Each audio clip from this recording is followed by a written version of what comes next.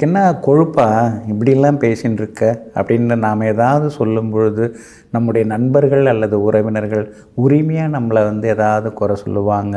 இந்த கொழுப்பு அப்படிங்கிறது ரொம்ப முக்கியங்க.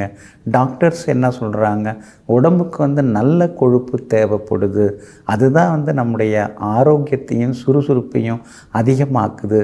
நல்ல கொழுப்பு உடம்பில் இருக்கும் பொழுது தோல் மினுமினுப்பாக இருக்கும், தோலில் எந்தவித சுரசுரப்பும் இருக்காது அப்படின்னு சொல்கிறாங்க. மருத்துவர்கள் என்ன சொல்கிறாங்க, நல்ல கொழுப்பு தேவை அப்படின்னு சொல்கிறாங்க. ஆனால் அந்த கொழுப்புக்குரிய கிரகம் எது அப்படின்னு ஜோதிட சாஸ்திரத்தில் பார்த்திங்கன்னா குரு பகவான் தான் கொழுப்புக்குரிய கிரகம். பொதுவாக குரு பகவானுடைய ராசியில் நட்சத்திரத்தில் அல்லது குரு பகவான் லக்னத்தை பார்த்துட்டு இருக்கும் பொழுது லக்னாதிபதியோடு சம்மந்தப்பட்டிருக்கும் போது பிறக்கிற பிள்ளைங்க கொழு கொழுன்னு குண்டாக இருப்பாங்க. முகத்தில் ஒரு மினுமினுப்பு, ஒரு ஜிலுஜிலுப்பு, கண்களில் ஒரு துடிப்பு, ஒரு பேசுகிற மாதிரி ஒரு காந்த சக்தி, வசிய சக்தி அவங்கள்ட்ட அதிகமாகவே இருக்குங்க. அப்போ குரு நல்ல கிரகம் தான், ஆனால் அவங்கவுங்க ராசிக்கு நல்ல கிரகமாக இருக்கணும், உங்கள் ஜாதகத்துக்கு அது நல்ல கிரகமாக இருக்கணும், உங்கள் பிறந்த லக்னத்துக்கு அது நல்ல கிரகமாக யோக கிரகமாக இருக்கணும். அப்படி இருந்தோம்னா நல்ல கொழுப்பு நம்ம உடம்புல சேரும். ஆனால் அந்த குரு பகவான் கெட்டு போயிருந்தாருன்னா கெட்ட கொழுப்பை தான் நமக்கு அதிகப்படுத்துவார். பொதுவாக 6ஆம் இடத்துல குரு பகவான் இருந்தாலே கெட்ட கொழுப்பு, பேட் கொலஸ்ட்ரால், அது மூலமாக நம்ம உடம்புல பாதிப்பு வரும். இந்த பேட் கொலஸ்ட்ரால் அதிகரிக்க தான் இரத்த நாளங்களில் அடைப்பு வர்றது, மாரடைப்பு வர்றது, இந்த மாதிரி தொந்தரவுகள் எல்லாமே வர ஆரம்பிக்குது. அப்போ உங்கள் ஜாதகத்தில் குரு பகவான் நல்லா இருக்காரா, நல்லவராக இருக்காரா, நல்லவங்களோட சேர்ந்து இருக்கிறாரா, நல்ல விதமாக உங்களை பார்க்குறாரா அப்படின்லாம் நீங்கள் தெரிஞ்சுக்கிட்டிங்கன்னா உங்களுக்கு கொழுப்பால் பெரிய எந்த பாதிப்புகளும் இருக்காதுங்க. ஜோதிட சாஸ்திரத்தில் என்ன சொல்லப்பட்டிருக்கு, 6ஆம் இடத்துல குரு பகவான் இருந்தாலோ 6ஆம் இடத்துக்கு அதிபதியாக இருந்தாலோ அதுவும் ரொம்ப தப்பு. அந்த மாதிரி 6ஆம் இடத்துக்கு அதிபதியாக இருந்தாலும் கொலஸ்ட்ரால் பேட் கொலஸ்ட்ரால் அதிகமாகவே இருக்கும்.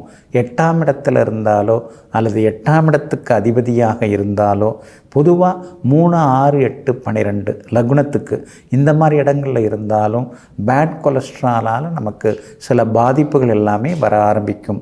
இன்னொரு பக்கம் பார்த்திங்கன்னா லக்னாதிபதி பகை வீட்டில் இருந்தாலும் இந்த பாதிப்பு வரும். இப்போ நீங்கள் ரிஷப லக்னத்தில் பிறக்கிறீங்க, லக்னாதிபதி சுக்கிரன் கடகத்தில் சிம்மத்தில் இருக்கும்போதெல்லாம் பகை வீடாகிறாரு, பகை பெறாரு. அந்த மாதிரி இருந்தாலும் கூட உங்களுக்கு பேட் கொலஸ்ட்ரால் உடம்பில் சேர ஆரம்பிக்கும். லக்னாதிபதியே பகை வீட்டில் இருந்தாலோ பகை கிரகத்தால் பார்க்கப்பட்டாலோ அல்லது பாதகஸ்தானத்தில் இருந்தாலும் கூட பேட் கொலஸ்ட்ரால் இருக்கும். சிலரெல்லாம் பார்க்கும் பொழுது ரொம்ப லீனாக இருப்பாங்க, ஆனால் அவங்க உடம்புல கொழுப்பு இருக்கிற மாதிரியே தெரியாது. ஆனால் குரு பகவான் அவங்க ஜாதகத்தில் கெட்டு போயிருந்தால் கொலஸ்ட்ரால் உள்ளுக்குள்ளார் அப்படியே அதிகமாகிட்டே இருக்கும். இரத்த கொழுப்பு அந்த மாதிரிலாம் அதிகமாகிட்டே இருக்குங்க. இந்த மாதிரி பல விஷயங்கள் ஜோதிட சாஸ்திரத்தில் சொல்லப்பட்டிருக்குங்க. இதுக்கு பரிகாரமாக மகான்களை தரிசிக்கலாம், ஜீவ சமாதிகள் அதெல்லாம் நம்ம போய் உட்கார்ந்து தவம் பண்ணலாம், கிரிவலம் வரலாம். இந்த மாதிரி வருவதன் மூலமாக இந்த பேட் கொலஸ்ட்ராலாக இருக்கு இல்லைங்களா, அதெல்லாம் எரிக்கப்படுகிறது. வியாழக்கிழமையில் ஒருவேளை விரதம் அனுசரிக்கலாம். வேர்க்கடலை, கொண்டக்கடலை இதெல்லாம் தானமாக கொடுக்கலாம். அதனால் குரு பகவானின் அனுகிரகம் பெற்று நல்ல கொழுப்புடன் ஆரோக்கியமாக வாழ்வோங்க. நெஞ்சிற்கினியவர்களே, புந்தி வாரமாகிய இன்றைய நாள் உங்களுக்கு பொருளையும் அதிர்ஷ்டத்தையும் அள்ளித்தரும் யோகமான நாளாக அமையட்டும். மீண்டும் நாளை காலை சந்திப்போம். நன்றியுடன் உங்கள் ஜோதிட முனைவர் KP வித்யாதரன். வணக்கம்.